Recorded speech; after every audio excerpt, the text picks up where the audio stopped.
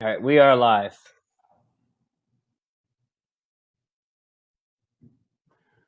I'm waiting for the notification.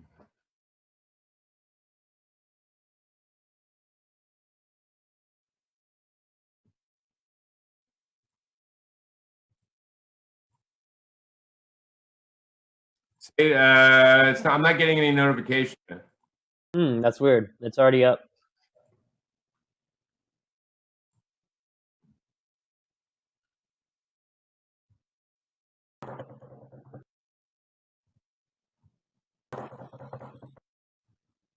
Is it this one? Live. Okay. Sorry, guys. Give me a second.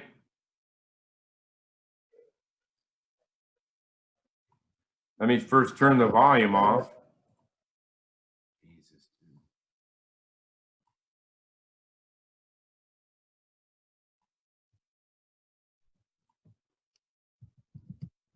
I'm turning, making a watch party. Hold on.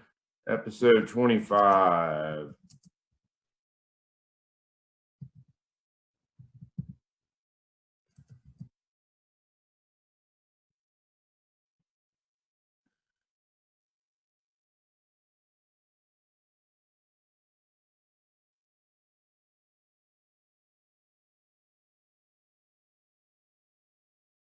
All right.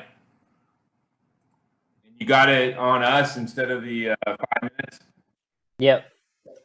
Okay, guys. Hey, welcome back, guys. I know we've been taking breaks in between episodes, so I appreciate you still staying with us and showing support. This is episode 25.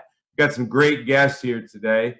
Unfortunately, for him and a little bit of stress for us, we had a guy about a half hour before the show who asked if he could be on the show. Then a half hour before the show, flaked. So it's a good way to burn bridges, but that's all right because we ended up getting a even 10 times better guest. So things work out always blessedly for us for some reason. My name, of course, is JD Glasscock. You're watching StormCrow, Dreamers Talking to Dreamers. This is my co-host, Mark Potter. This, of course, is the amazing Lola. Hi, Lola. And we love having the fans we do. For some reason, we have a great many people who love what we do, so that's good. Let's bring in my first guest, Michael, who is a veteran actor. He is cast in Blade and Blood, but he also has many other films coming down the pipe or recently done. So let's bring in Michael.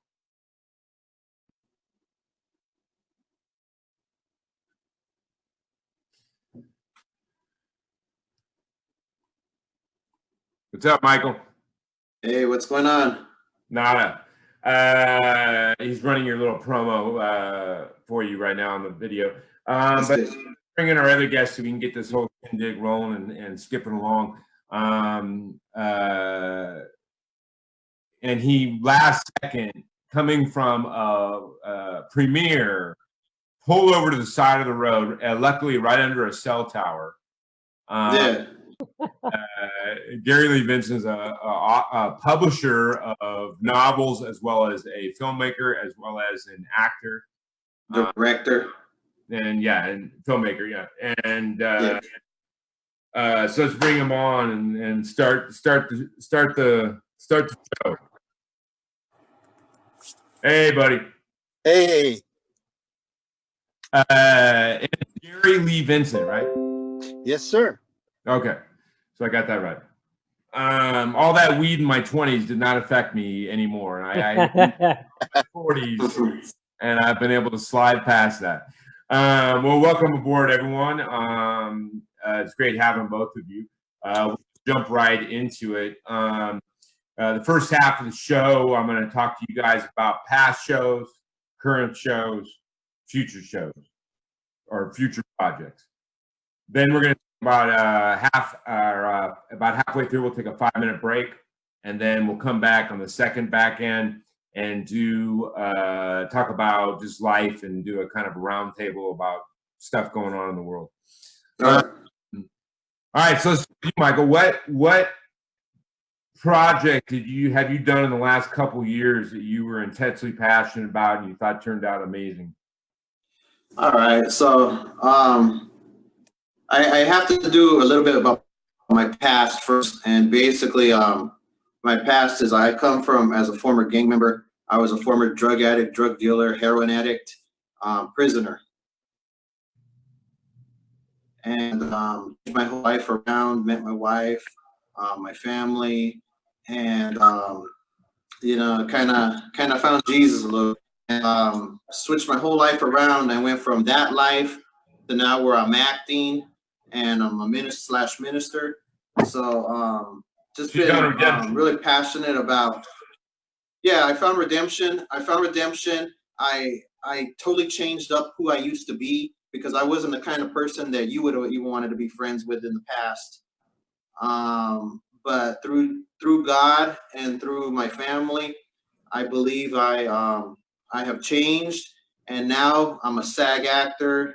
I do projects. I do Life is big about projects with choices. big actors. You can always make different choices. Yeah, and I believe that when I chose to go the right way, when I chose to leave my past life behind me, which I had just enough of, my family hated me. I'd steal from my own family just to get those drugs. When I turned my whole life around, stuff just started happening, good, positive stuff. And now I'm in a position where I'm an actor. I've been in big platform movies where I actually have a voice, where I can actually tell other people that have been in similar situations or like similar pasts like myself, where I can say, you know what, if I can do it, you could do it. And if I can move past drugs, if I can move past gangs, if I can move past prison and do the things now that I'm doing, you know what, you could do it as well. So it's very beautiful, man. And it's inspirational, I'm sure, to a lot of people. I know my friend Adam Gold said great things about you. He's also Adam's awesome.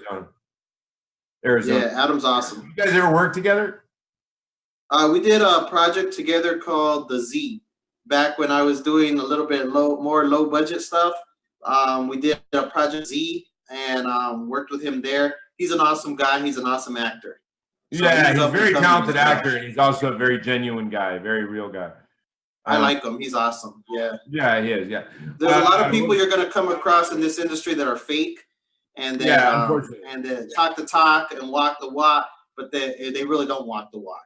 But there's no sincerity. So, yeah, but he's actually one of those good guys. So Adam Gold, you're awesome, man. Yeah, Adam is very good spirit, man. So he's been in 2 of my short films, and then obviously he's in Blade and Blood. Was cast in Blade and Blood. But let's get back to we went off on a beautiful tangent, but a tangent of where you came from. But let's talk.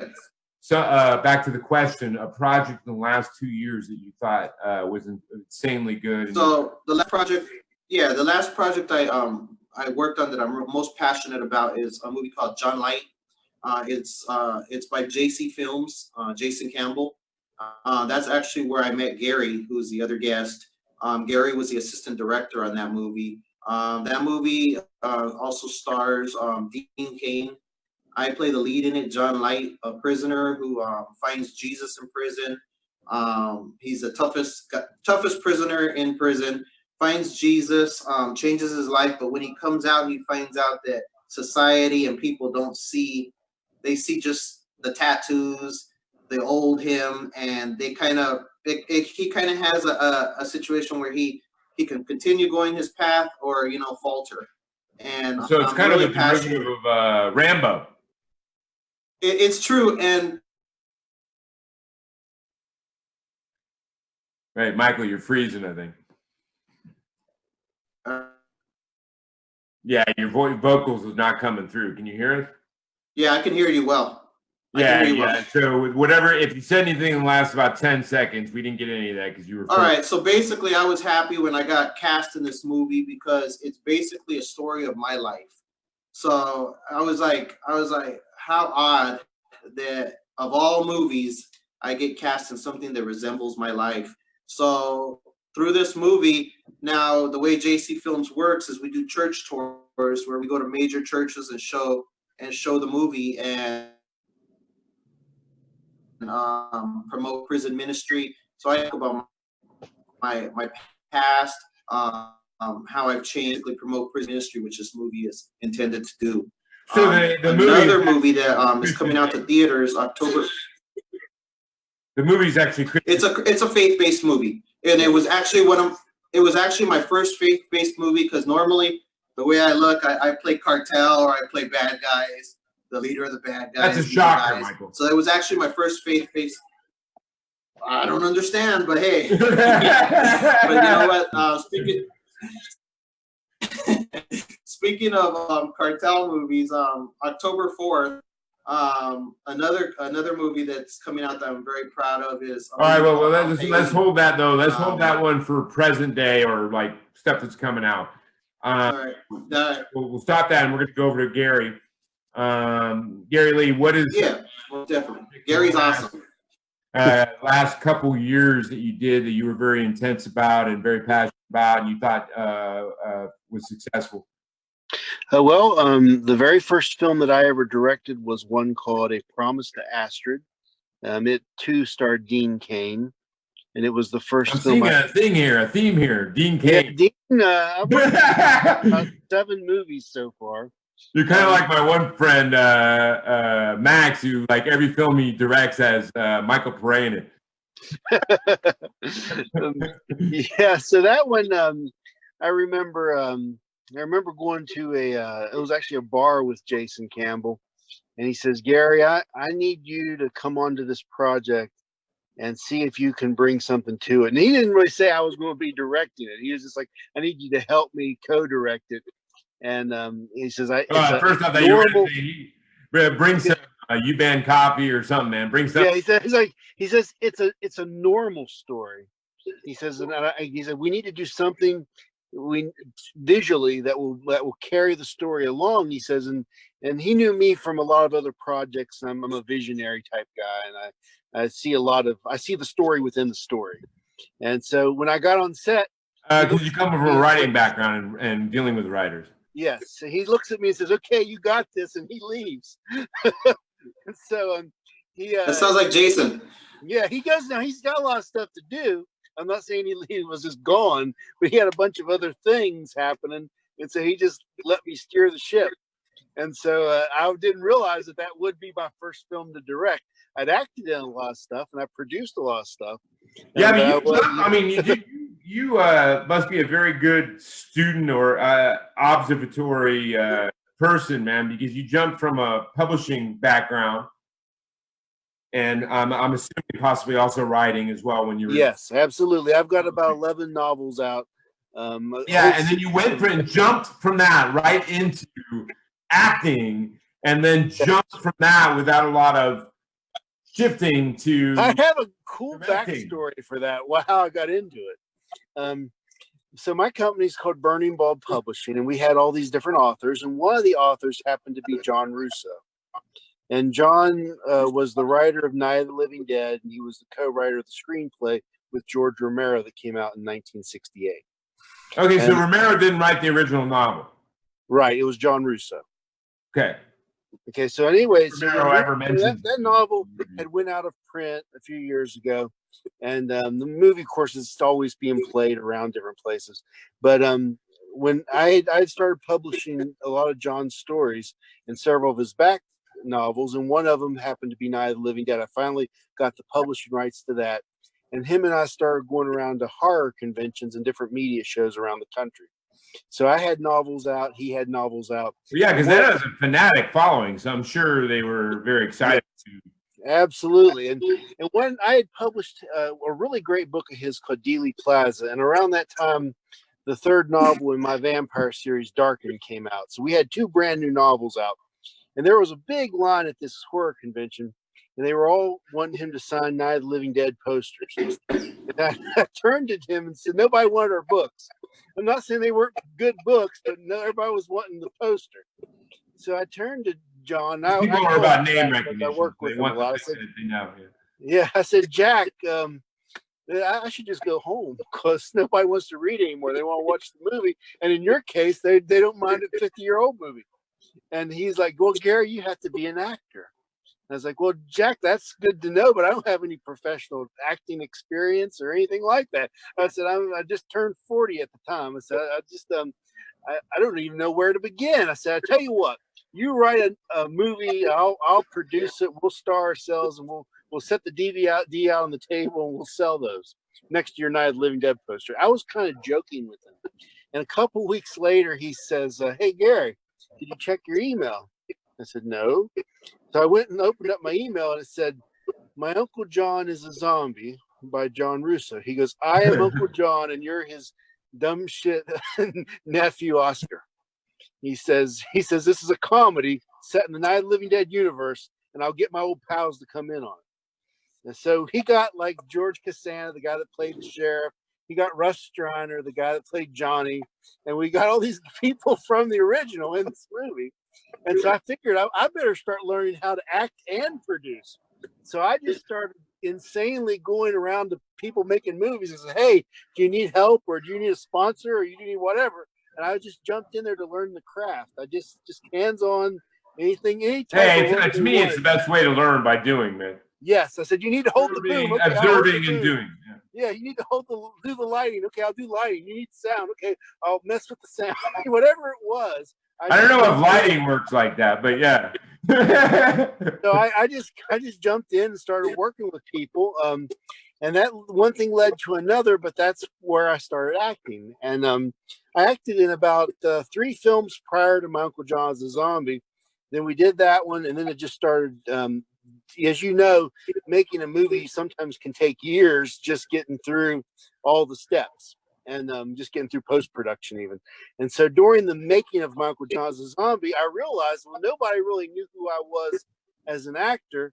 So I better start being in a lot of movies so I could build up my IMDb profile. So I started doing every movie I could on top of that during the making of Uncle John, so that I would have some kind of a pedigree, basically, even though I wasn't a professional actor until then. And so, and then during all that time, fast forward 4 years into it, I did act in a couple of Jason Campbell's movies. And when it got to about movie number 3, I think, is when A Promise to Astrid came around. And right after that, I was supposed to go to Ecuador with Jason, but Jason had to make a stop in Phoenix first.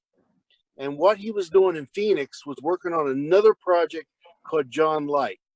And I was supposed to mainly be doing the Ecuador work, which became a movie called A Child of the King. But I said, hey, in between these things, I kind of like the concept of John Light. So he says, well, if you want to come on with me. So I went over to Arizona, met Ocho, and the rest is history. Here we are today. We shot John Light. It's out the door, and now we're getting ready to make another one. Yeah, we're getting ready to do one at the end of the month. Very cool, man. Although you gotta, you telling me, did the Uncle John get made or whatever? Yes, it did. In fact, you can watch it on Amazon and Google Play. It's My Uncle John is a Zombie. Yeah, that's funny.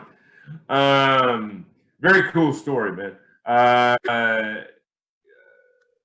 So let's go back to, it's a good transition. Let's go back to Michael. So what is a current project? You're passionate about that you're working on? I got like I said, El Coyote coming out. It's wrapped already, and it's gonna be coming out to theaters all over the United States October 4th. It has Tom Sizemore in it. It has Michael Sequela. It has another really good actor I've worked with, Derek Solisano, and Murphy. It's so funny. Tom Sizemore, Michael Pere, who else? Eric Roberts. Like, there's these go-to names for like B-level films that you kind of like see in like a lot of films, man. Like literally. But this one actually is it has a cool premise. It's like Italian mafia versus cartel. So it's kind of I had a lot of fun shooting it. Yeah, it's really like I've never seen that. Yeah, I've never seen it before. We had so much fun shooting it. There were explosions. I got to shoot big guns. I gotta chop off some heads and stuff. it was really cool. Once again, going back to the head of the cartel because of the way I look.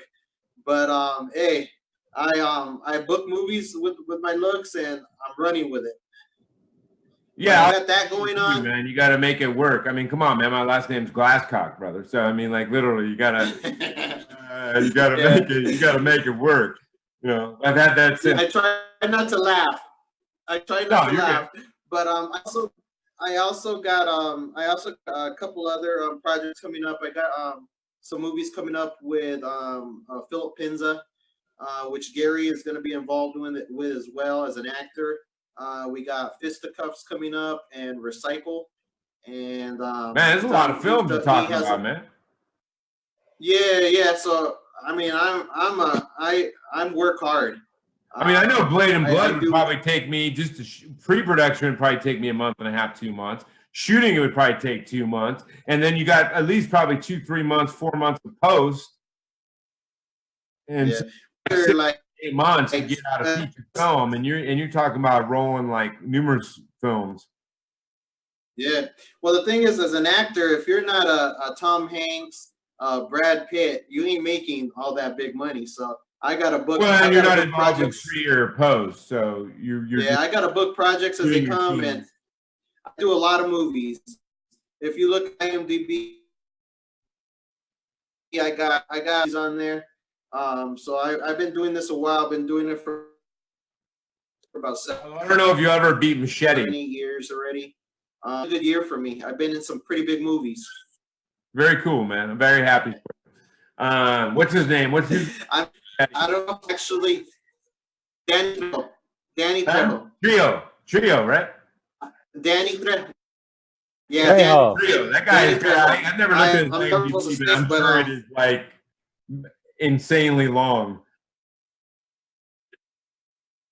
Oh, you're freezing again. Cast in a movie with him.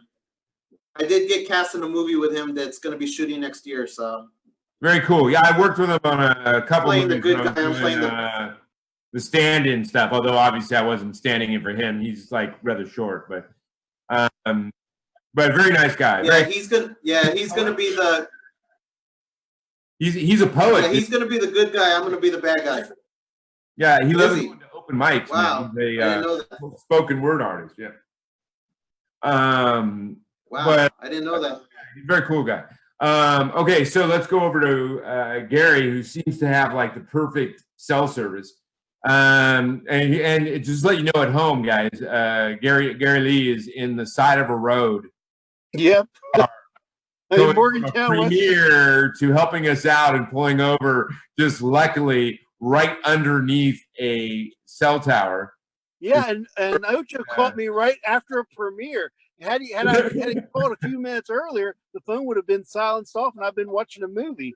I just stepped out of the premiere. I thought, well, am I going to go to the after party, or am I going to drive home? I thought, well, I'll just drive home because it was about an hour drive. So I thought, well, this interview was meant to be. It was. Yeah. So had I went to the after party, I might have still not heard the phone. So I went in the car, and here we are. Gary's very talented, and he's one of the best people I've worked with. Not only is he talented and work wise, but he's just a genuinely nice person. Well, I can already see the genuine. Both of you guys are genuine. So I mean, and I try to really, to be honest, man. If you've been on my Facebook for. I think you messaged me a long time ago, a couple times about Blade and Blood, like a year and a half ago, maybe, or something like that. When I did auditions beforehand. You're freezing again, I think, Michael. Anyway, but I try to not have anyone on my Facebook. If I talk to anyone on my Facebook and they come across as not genuine or whatever, I don't care who they are. I usually just remove them because it's just not. Yeah. Even, which is probably not always the best thing, because there are people like that could maybe do something for you, but I'm just not. Life is too short to feel my spirit being drained by dealing with disingenuine people, man. It's just not. Exactly. Yeah, so I like real. We'll call that another derivative of having the last name Glasscock, man. But anyway, okay, so that's Michael. You're frozen again. Are you still there? There you go. Okay, so Yeah, I'm here. What now? He said he's here. Mark would love to be in one of your guys' film wielding a lightsaber. He's a lightsaber. Oh, yes.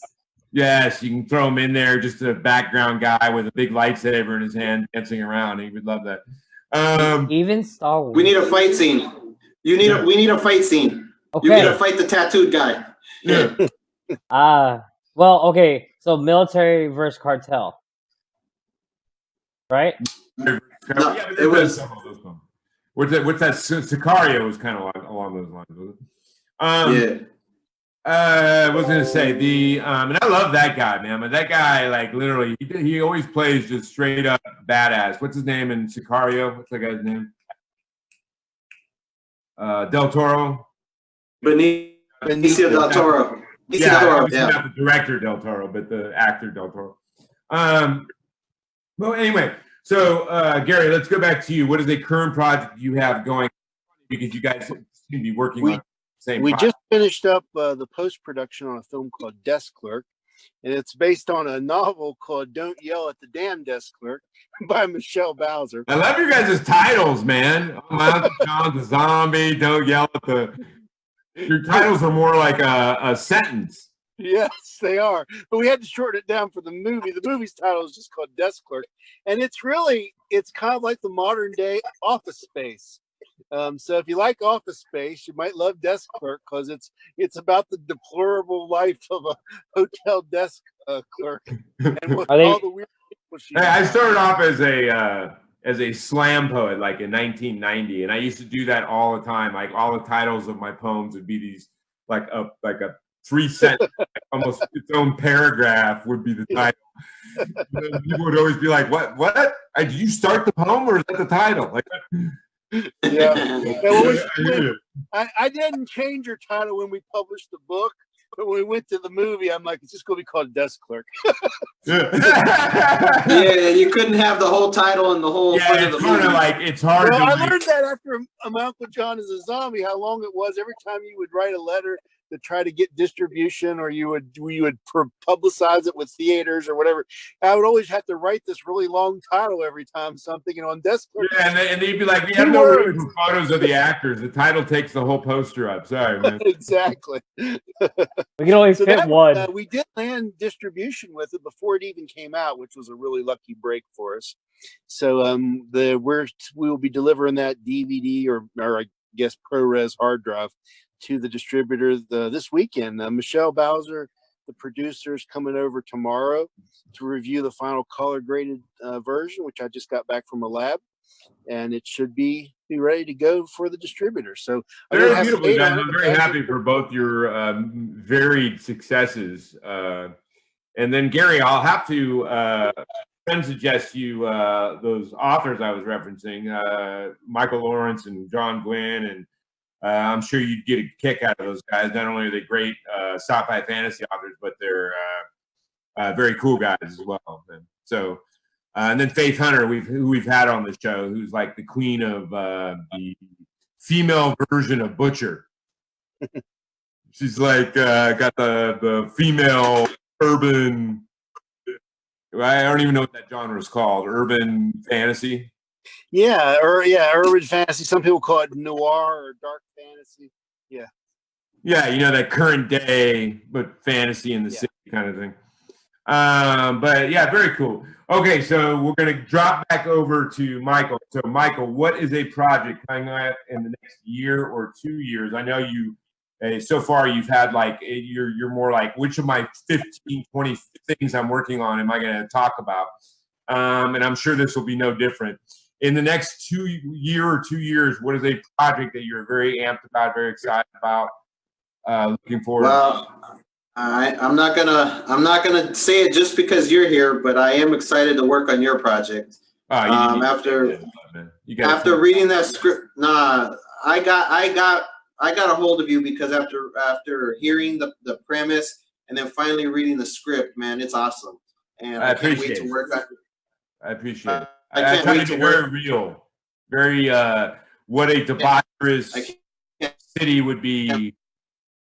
Wait to bring that. You're freezing, Michael. You cut out a bit. Yeah, I didn't hear that. You cut out a little bit. What was that question? For the last 10 seconds. You were frozen in a picturesque, statuesque mold. Okay, what was the question again? Thinker. No, I mean, I appreciate you have a lot of projects. You don't need to shout out mine, and I know you're genuine, so I'm sure that. No. And I'm not, like I said, doing that just because, but your project I'm really looking forward to. There's also a project I'm working on called On American Soil down in Austin, Texas, by a director who I've worked with on other stuff, Michael Garcia. And I'm really excited about that. It's kind of having to do with the border issues that are happening now within the United States. And I'm surprised we haven't already seen a couple movies pop out in the last couple of years over that. Yeah, and I guess I'm playing a trafficker, a human trafficker. So it has to do with the human trafficking issues and also border issues. So I'm really excited about that. I read the script; it's totally awesome, and I have to give a shout out to Mr. Garcia. He's a great writer and screenwriter. Can't wait to work on that.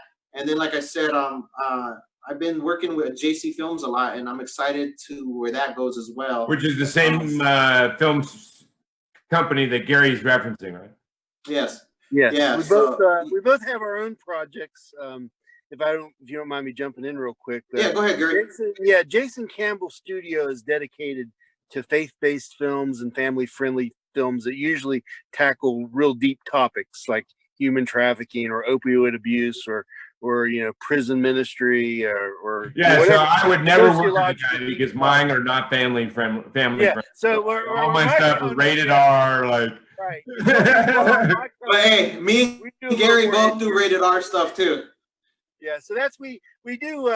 So we got different brands, but every now and then we'll jump on Jason's project bandwagon, and we'll all do something that makes you feel good. Hey, believe me, I've listened to like 10 years of my mom begging me to write a Christian film over and over and over and over and over again. And I'm like, Mom, that's like telling Stephen King to write a romance novel. Yeah, me and Gary both play in movies that are not faith-based stuff. But it's nice to every so often. No, it is. And I love anyone's success, man. I love anyone's success, bro. I mean, it's for people that are working for it, putting sweat in, putting all that stuff in, and are appreciative of their own success and appreciative of the opportunities they've been given.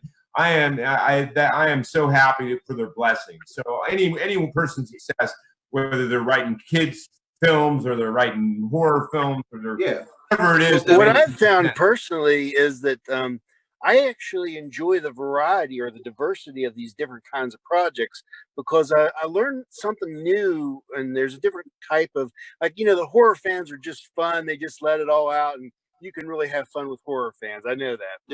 Yeah. But the faith films, sometimes you can see sometimes God at work, and you see some really interesting stories, just basic stories coming to life. And you're like, well, nobody's getting their heads chopped off, but yet it's still pretty interesting. So, so you learn a little bit from both kinds of projects. And of course, I'm doing comedy too. So comedy is a totally different genre as well. So you get around a bunch of folks telling jokes or finding. No, and I agree with you. I mean, I do that from a writing standpoint, man. I mean, besides being rated R, I have westerns, sci-fis, supernatural, like a comedy. Mine is rated R, raunchy comedy, but still, I'm right there with you. I like doing different stuff. Absolutely. Yeah, it's one of those guys. It's how you grow as an actor. Yeah, same thing. Yeah. For me, it's how I grow as an actor.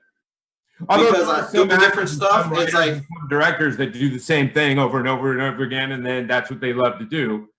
And there's no problem with that. Me personally, I would get bored insanely quick if I was doing the same genre over and over and over again. Yeah, if I was doing the same cartel in all my movies, I think I would get bored as well. Yeah, so, but I mean, then there are some people that love that. It's good to do a comedy. Yeah, Yeah. I mean, there's. I like doing comedy. I like doing horror.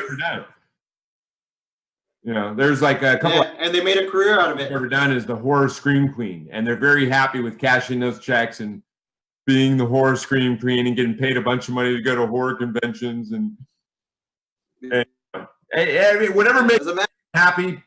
All blessings. Yeah. Me and Gary have actually talked about doing a horror movie together as well. And, yes. And we got ideas out there as well. So. Oh, Gary, you'd love this. I'm working on one of those scripts. It's a horror film, but get the title, man. Death Adore Night Eternal. Wow. That's a interesting title. Now, this shit will probably suck, but still, that title right there is. That's a mouthful. Yeah. You never say something's gonna suck. No, I'm kidding. I can laugh at myself all day long, man. And that again came with the coming out of the womb with the last name Glasscock. If you can't laugh at yourself, I would have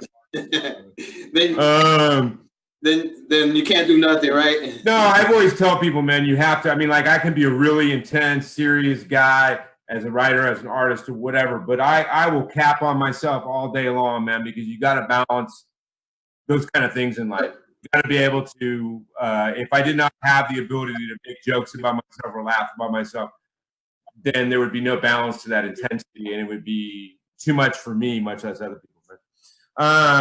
But I just think if you can't ever laugh at yourself, your life's going to be way long and tiring, man. Right. I agree. Yeah. But okay, you guys, we're going to take the conversation is riveting. Amazing. We're going to take a 5-minute break. I can take Lola out so you guys can get a drink or go to the restroom, and we'll be back in 5. And then I'm going to give you the question that I always ask everyone when we come back from break. What is the best film you've seen in the last 2 years and why? Okay, and don't name one of the ones you've been in. Just name a film you've watched in the last 2 years that you thought was a great film. Why? When we come back in 5 minutes. And then we'll also talk about some other things going on in life. Anyway, Lola, let them know you've been watching StormCrow, Dreamers, talking to Dreamers. As always, dream. We'll be back in 5. See you in 5. Say, Lola, see you in 5. All right. Just don't shut your thing down, you guys. We'll be back and come back on in 5. Yeah.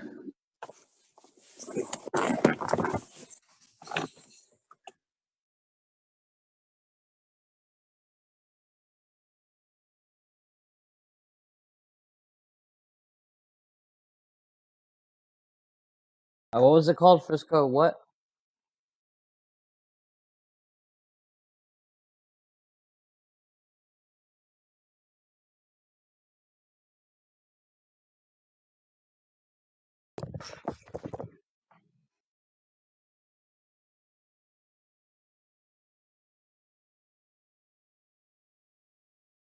I don't believe.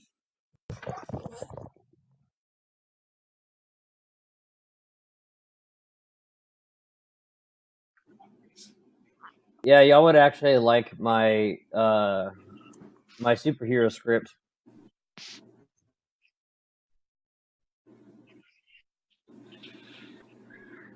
Y'all would actually like my superhero script.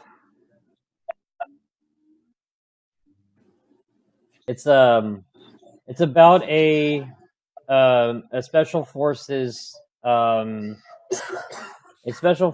member of the United States Army who goes back home to better himself, goes to school, and his wife and his child are tragically murdered, and he's framed for it, and he's going through the process of going to court is framed for doing something that he didn't do, and there's a quote in the movie that says that this thing crap, what was it? Oh man, I forgot. Basically, crap, I had totally forgotten. these things. You drawing a blank. I know. These things that has happened to me does not characterize my character. Essentially, is what it says. These things do not define who I am. Yeah. And That's and awesome. so Lightsaber again, Mark? no. Oh, and I fixed that light, so it's you can't see Mark got banished from lightsaber wielding in his house. No, but you can't see it. But I fixed this light up here. No, and he eventually he battles demons, ridding the world of ridding. So No, it's kind of like Constantine. Yes, he's like Constantine, except he can. I base it off of my character. He doesn't chain smoke. No, I based it off of my character from City of Heroes. You know, the Holy Flame. Wait, is this another new novel or something? I was No. outside with Lola, man. No, this is a feature film script that I wrote. Oh, this is your second one, right? Yeah.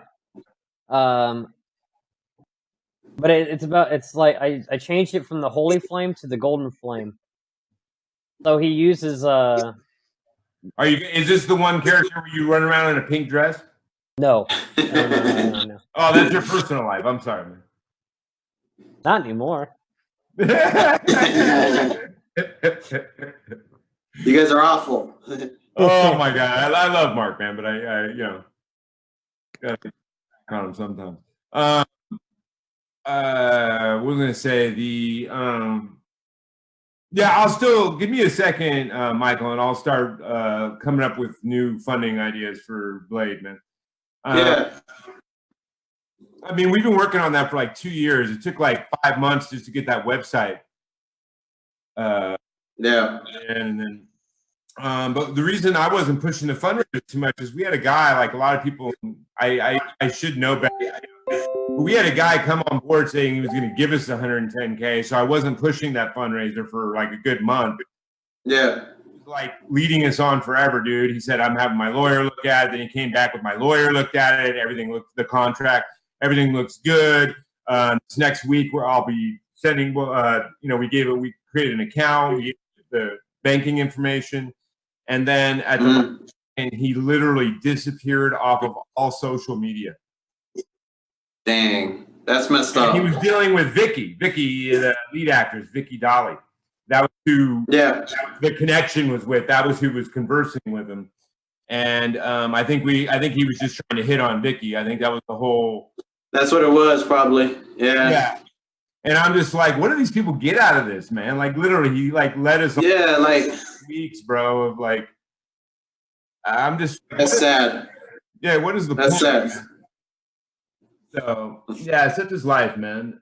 You know, I've been writing for 30 years, brother. So I've had, you know, not in film, but starting off as poet and then music and then film.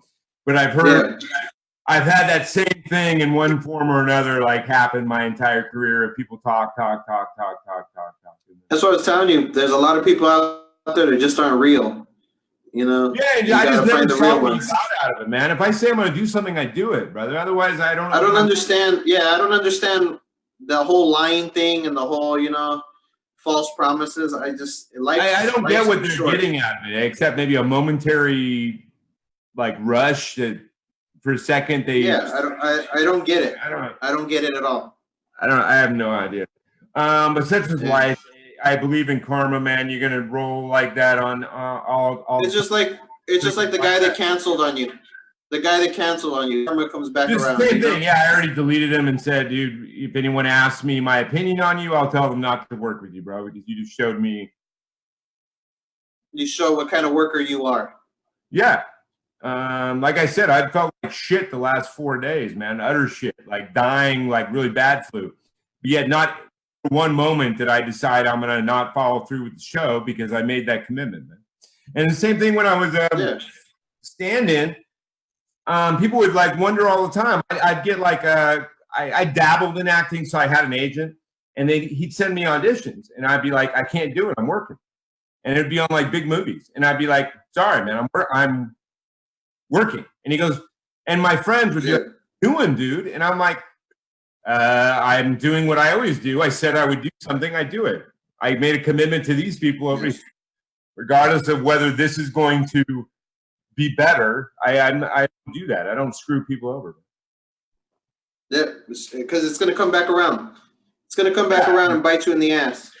It's just the way it is, man. I like being able to, I'm not perfect by any means, but I like to, for the most part, be able to look in a mirror and be content with what I see. You know what I mean? Yeah, that's the way I am. I'm like, I like to be able to look at myself and say, you know what, I did my best. I didn't swindle no one. I didn't lie to no one. You know what I mean? And I'm no genuine nice person. I mean, there's no perfection in life. But the key is, even when you fall down, of having that ability to say, wow, I fucked up, let me do better. Yeah. And taking onus. When you don't take onus, what I've found is when people take no onus for their choices in life, they keep making the same choices. Yeah, it's true. It's true. You know what I mean? So the key to be making different choices is to first own up to whatever your bad choices were. Yep. But, anyway, let's get going, Mark. Can you bring us back in? Yep. Hey, did you see my Facebook message? No. I have this screen on top of everything else. Hold on a second. I don't know if you heard about that one. Hold on, Mark.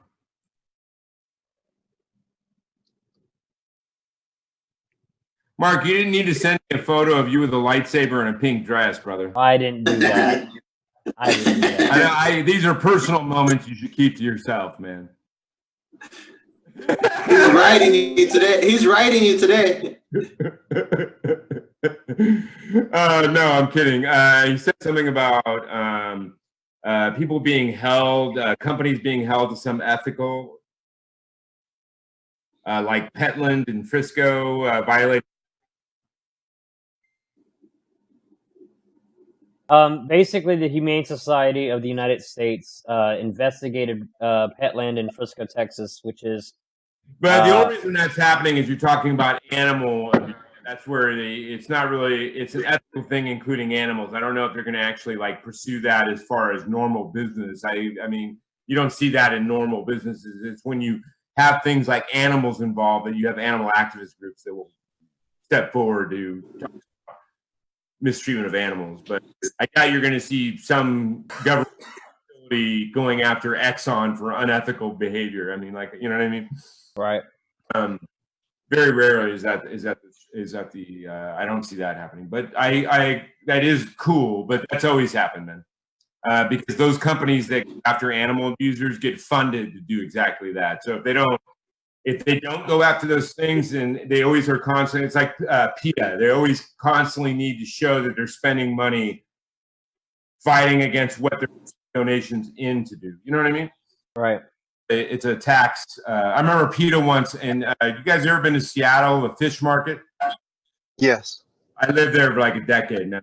So once PETA, I think they were there. It was slow going there on, and they didn't have anything to spend money. They once protested the throwing of the dead fish at the fish market. I'm like, dude, the fish is dead. People are so sensitive nowadays. Oh, but that is what I was going to talk about in our little thing. But let's start off. Are we back in, Mark? Let me. There you go. We are okay. In. All right. So let's start off with the question I gave you. Then we'll go off into other stuff. The question I gave you. Let's start off with Gary this time. What is the best film you've seen in the last 2 years and why? Well, this hopefully it doesn't sound too superficial, but I actually really enjoyed Black Panther. No, that has been an answer on at least 7 different episodes of ours as really? film they've seen in the last 2 years. I have a different one. Okay, but why? Why, Gary? Why? I thought it was a great film, but yeah, the artwork on it, just the total design.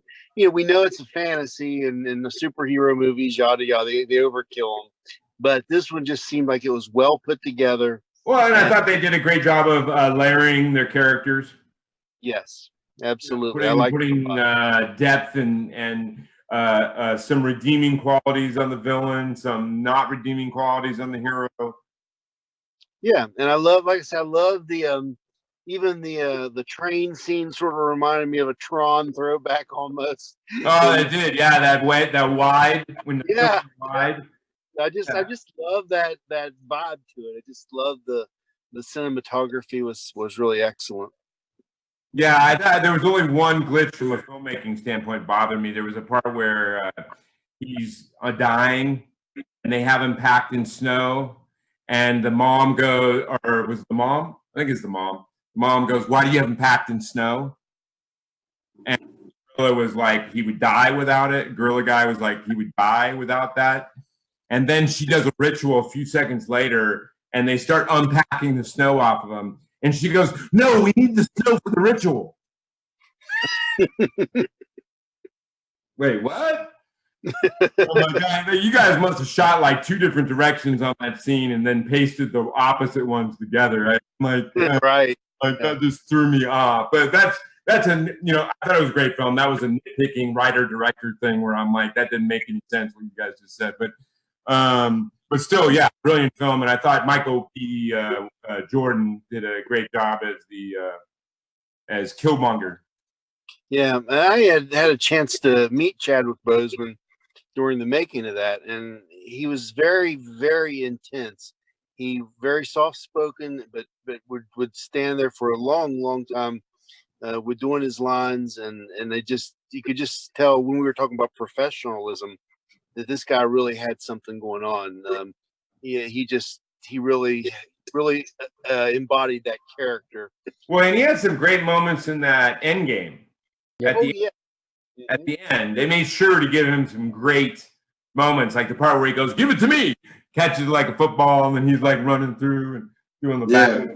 So, yeah, great job. Can you imagine, like, now I have some scripts I've written like that where there's so many characters and you need to, even when you're writing the script, you need to write it, making sure that you have little showcases for each of them. You know what I mean? But that is a complicated thing when you have a lot of characters, man, and you're trying to give them. And I did it exactly how Endgame did it, where they break them into pockets. Yeah. You know what I mean? So they can show a little pocket, and they never have more than 3 or 4. Yeah. They're focusing on. But I thought they did a great job of that in Endgame, and referencing back to some great moments with Black Panther. It has to be hard to have so many characters. It is, and you have to do stuff. That has to be hard to have so many characters. Yeah, and you have to do what I just, because a lot of story. It's a lot of story. You know what I mean? Yeah, it is a lot of story, and you have so many characters and so little screen time. Yeah, and so you have to break them into pockets, like moments. You know, between Hawkeye and Black Widow, moments between whatever, the Hulk and Thor, moments between. It's different. It was great job of threading. But anyway, Michael, so what's your best film you've seen in the last 2 years, and why? All right, so I got 2. I don't know if that's cheating, but I got Logan. Okay, I love that one. Superheroes. I love that one. Yeah. Oh, Logan is great. Just because finally you're seeing Wolverine chop heads off, man. Finally, the guy's got metal claws on his hands, man. Well, that's what I liked, is that it showed his vulnerability. It showed his vulnerability. It showed. I thought that should have won like more. A lot of money. Yeah, it wasn't like a lot of money was thrown into that, like in Marvel stuff. No, because it was more of a character study almost. But yet, and an Oscar for his performance in that. That, and then I like Blade Runner 2049. Really? I grew up and watched the original, and I had a hard time with that one, man. But I'm not a big fan of the main guy. Yeah. I'm not a big fan of that. Ryan Gosling, yeah. Yeah, I'm not a big fan of that actor. Ryan Gosling. Cross is a little whiny to me. I guess because I'm a Star Wars guy, so I grew up watching Harrison Ford. So maybe I had a little. If you were trying to compare it with the original, I grew up, and when that came out, and I watched it originally, and that's one of my favorites of all time, especially because I'm a noir light. Rutger Hauer. Rutger Hauer in that. Yeah, I mean that. And that film was a masterclass in low budget noir lighting and building your whole world by just using set deck and costuming. And, but see, I like the because they didn't of that. have a budget to throw flying cars everywhere and whatever. True. Yeah, and so the original one I thought was amazing. And sometimes I think all of our special effects ability sometimes hurts the storytelling. Not always, but sometimes they less acting and writing, and because they got the crutch of being able to throw all this. Yeah, now actors act in front of a green screen now. It's not like and it's just you lose something in the transition of the writing. Like some old films like the original Blade Runner, the acting in it, the moments, the just gravitas of actors not even saying anything, just the look, the lighting, the costuming, the moment. I think sometimes in current films, because of all the special effects you're throwing on it, you kind of lose some of those moments. You know what I mean? So yeah, that's true. That's true.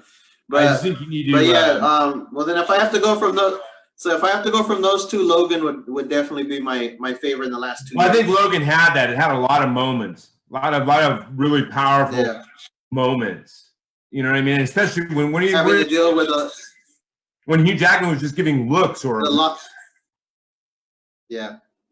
exactly. Having to deal with the loss of Professor X, and then he's hurt and he's decrepit and he ain't healing. And then a younger version of him. Yeah, because in all the other movies, practically invincible. Well, and he was practically invincible. He's irritating me. There's Wolverine slashing and there's no blood anywhere, and people are just falling down, and there's no limbs. Right. I'm like, man, the guy's got adamantium claws, dude. They're supposed to cut through anything, and no one's like coming across in pieces. So when that movie first, and this one actually showed blood. Yeah, the first scene. Yeah, this one actually showed blood. Yeah, and the first scene of the movie, they really go. This is how far we're going in this film. When he's like through the guy's jaw, and I was like, finally a Wolverine, like a real Wolverine in reality. Yeah, right. Think of Logan, but I think that's why people. Well, I want to see what Gary thought of Logan. I haven't seen it. Oh, you haven't seen it? No, it's one of my weaknesses is that I don't get too often a chance to watch many shows. I'm so busy. You would probably love Logan, man. I would say you'd probably love that movie. It's more. I probably would. A lot of people talk favorably about it. I just haven't had a chance to sit down and watch it.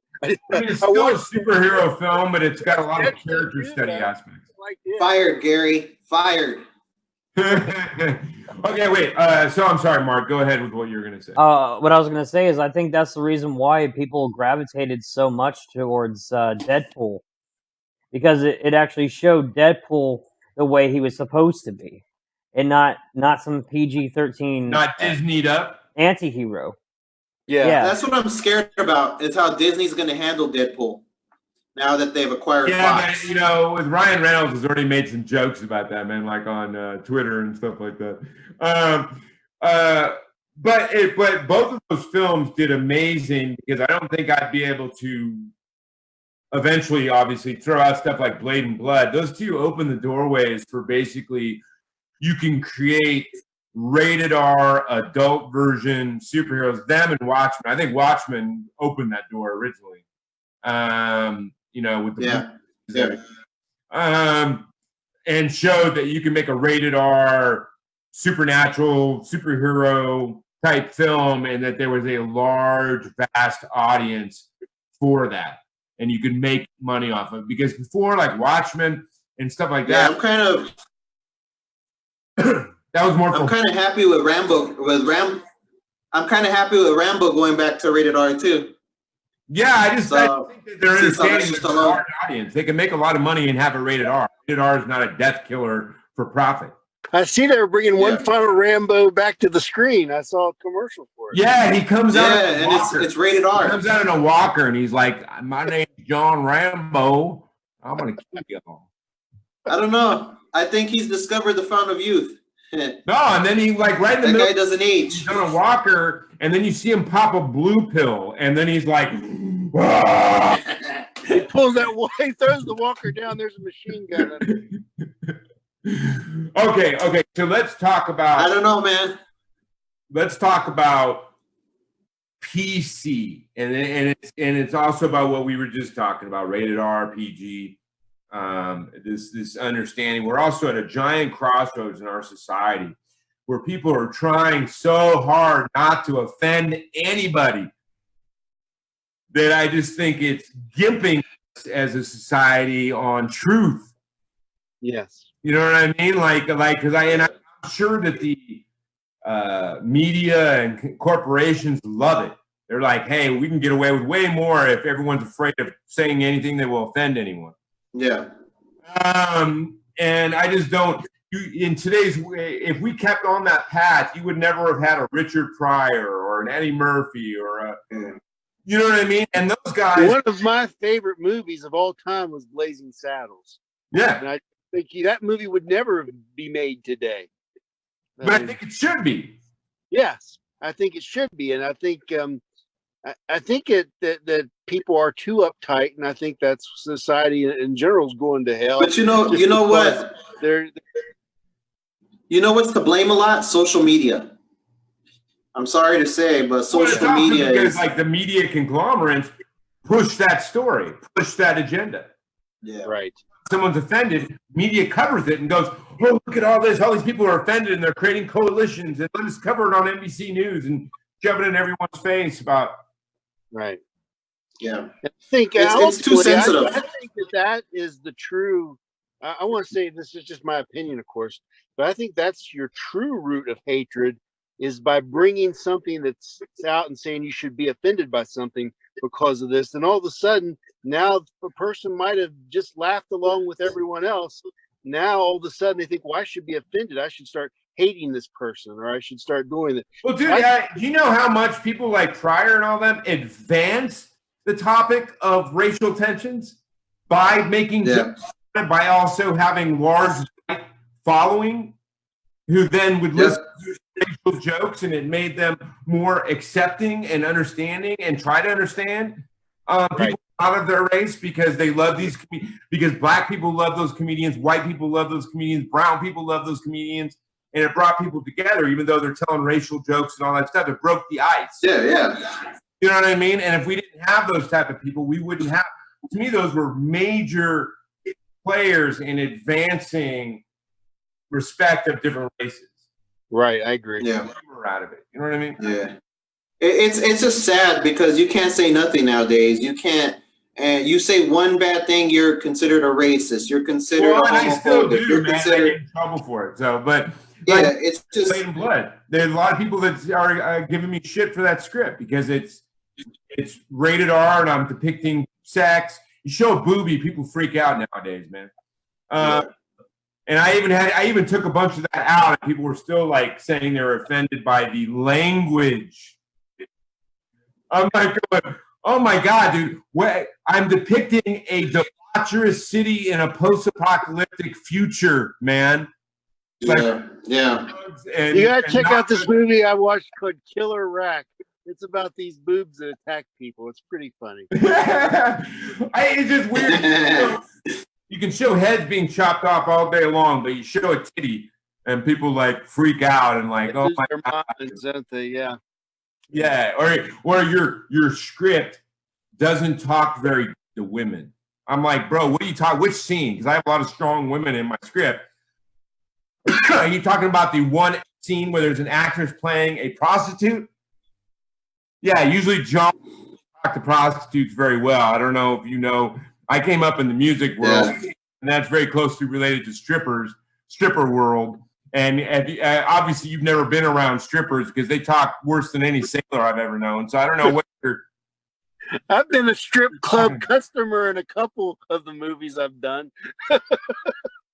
Yeah, I'm just like, I just don't get it. It's like this stuff is reality, man. I don't know where you are. I think you're complaining about this. You're stuck in their little house. They don't live any real life, and they go to work, they come home, they go to church, whatever it is, and then they want to project that unrealistic behavior onto like films, which are usually trying to depict real world type things. And like I just don't like stuff like Apocalypse Now and a lot of those back then. I would think they brilliant films. I think they would struggle to try to be made right now. Yeah, it's getting worse and worse. It's awful. Yeah, it's awful. It's awful that I advocate all filmmakers to ignore all of that and make the film that you want. Right. It's up to the indies to save this thing, I think. Yeah, I think it's indie films making some films that are pushing people's buttons, and they still go out there and still blow up and still get big and still get all of those things. I think the whole point of indie film and Roger Corman and all those guys was pushing the envelope, pushing the edge, pushing the boundaries of what was acceptable. Yeah. And I think that art needs that. Art thrives on it. That's how we make brilliant art, is that people come forward, push the boundaries. I think Tarantino did that to a certain extent when he first started out. I think when he first started out, down since he's in the last few films. But and then a few others have done the same thing. I thought Rob Zombie in certain ways pushed some boundaries. I thought that original film was based on a video game, but Silent Hill, I thought that was a great film. But no, I just think we need to keep pushing those boundaries and keep creating films and keep. Absolutely. That's exactly why I do what I do. Yeah, because in the end, they're going to look at money. Oh, he shot this for $100,000 and made, and the film made 80 million. Wow, that's a pretty good return. I don't give a shit. It worked. Yeah. True. So that's true. That's the end result is money, man. I mean, the end result is if it's good and it makes money and it has a following, and filmmakers should never stop or listen to all this, like censor themselves so that you want to see different stuff. I'm sorry, but I don't want to see a superhero movie every single week. You know what I mean? I'm tired of it. It's getting watered down. I love them, but you're right. I love them, but it's come to the point that's all we're getting. I want to see. Yeah, because they want to make billions of dollars and sell toys and sell. Yeah, I want to see something that's going to push the envelope. I want to see something new. I want to see something that that I haven't seen before, and Hollywood plays it safe now. Well, because now it's owned by megacorps, man. Yeah. And they just running it through an accountant. You know what I mean? Like Gary said, it's up to the indies now. Yeah. Well, that's kind of what we were making fun of that whole thing in My Uncle John is a Zombie because the premise is that Uncle John can talk and he's a zombie that's coming out as a public figure. And so it's stereotyping where he becomes this pseudo celebrity to where people or companies are paying him for product endorsements, and we have these outrageous things that he endorses, such as zombie lube. So we have Uncle John Zombie Lube. It'll give a stiffy. So can you imagine what it'll do for you?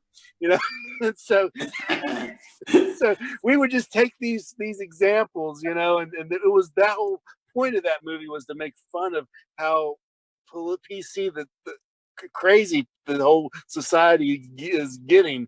And even the Sheriff McClellan, who, if you saw the original Night of the Living Dead, he shoots Ben, the black character, at the very end, and he dies. So now in this movie, it's all these years later, he's getting indicted for the crime of murder, thinking it might be a hate crime all these years later. Yeah, I think it runs across all aspects of life, man. If everyone is so worried about pussyfooting around everybody, it's hard to progress in any real fashion, man, because some of the things that make people as spirits progress more than anything else is harsh criticism, truth. Yeah, right. And if everyone's worried about constantly, no, I never want to offend anyone. I mean, I think that's a big example of what some of the issues of the millennials have, is they've been coddled all their lives and no one has ever like bluntly criticize them. You know what I mean? That kind of stuff. And then they're not, they get up to adulthood, 20, 22, 23, and they can't handle it when someone critiques them or, you know, all that kind of stuff. Now, I think they have some great things. I think when we were growing up, there was some things about our parents, maybe they were a little too harsh. You know, but well, it's just like the sports. It's like the sports. It's like nowadays everybody gets a trophy. And I remember back when I was younger, you had to earn that trophy. If you got a trophy, it's because you won. You know, but now it's society's like, we have to have, every child has to get a trophy because, you know, we can't let them feel bad. Well, then what motivates them to get better? Producing winners. Yeah, so exactly. They're all the same thing. Yeah. Yeah, but so if you get a trophy for sucking, that's what motivates people that suck to get better. Because I lost. I want to get better now, so I don't. You know, but I agree with you 1,000%. I think we need to, as artists, what we can do is just keep cutting that edge on producing stuff and don't censor ourselves. Right. There's a certain part where I get it especially when you're first coming out, because I had to do it. My film Blade and Blood is still rated R. It's still on the edge, but I had to tone down a lot of it because that's just what you have to do. I mean, I didn't do it to the level they wanted me to. It's still very and all that. Well, Night of the Living Dead I had to tone it down a little bit. I don't know if anybody knew that or not, but the original 1968 Night of the Living Dead was originally given an X rating because it said no socially redeeming value. And then funny how now that's actually taught in schools now. Oh, remember all the stuff that Corman and those guys did, dude? Like eating flat cannibals and fucking women with the naked women being tortured and sacrificed and.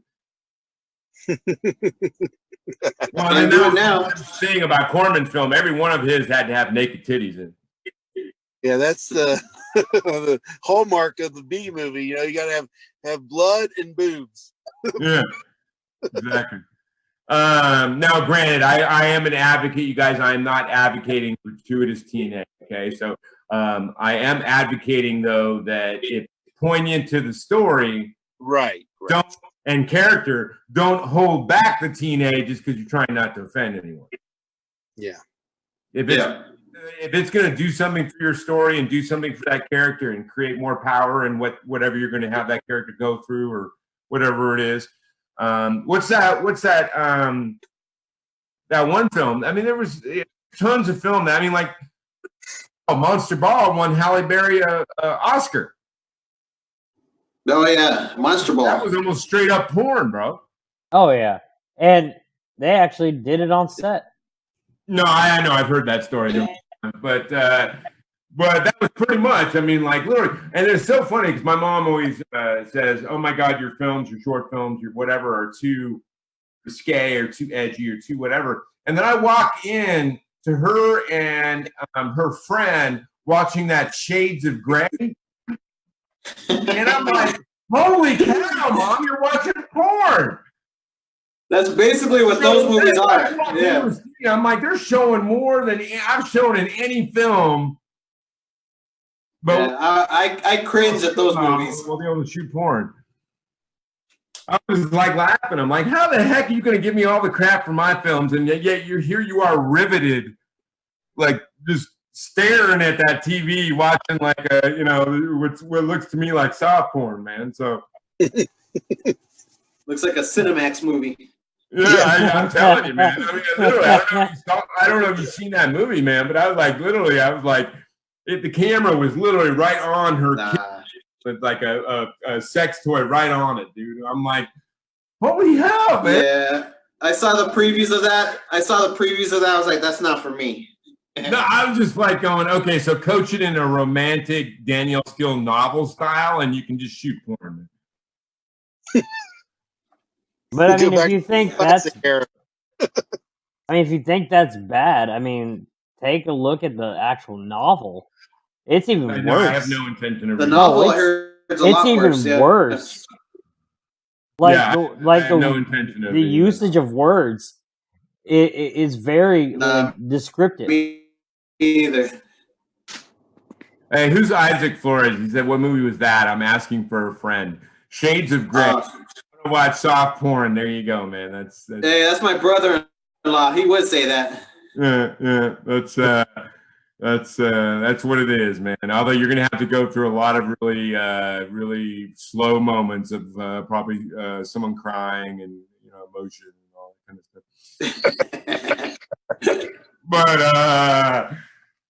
But if that's your thing, go for it, man. Or you can, in today's age, you can just fast forward, dude. Just keep fast forwarding until you see boobs, then you're good, man. Hey, I remember Porky. Remember Porky's? Oh yeah. Oh yeah, Porky's. Animal House. I remember Porky's. And then later on, you had Revenge of the Nerds. What was the? Yeah, Revenge of the Nerds. I remember that. Yeah, that was like 80s, but I remember in the 70s you had Porky's and you had Animal House. And I remember many a time. And Police Academy. Doing that. Police Academy. Doing that freeze of or wait, no, what else? You also had another the VCR. High. Fast Times at Ridgemont High, man. The original Sean Penn. Yeah, I used to like Police Academy. Yeah, the original one. Yeah. Police Academy. Yeah, the original one had a lot of. Yeah, and it had a lot of like those women, and I remember being little pausing it too. And it had like Ed Too Tall Jones in it, didn't it, or one of those guys, one of the football. Yeah. Yeah, that was cool, man. But anyway, okay, guys. Hold on.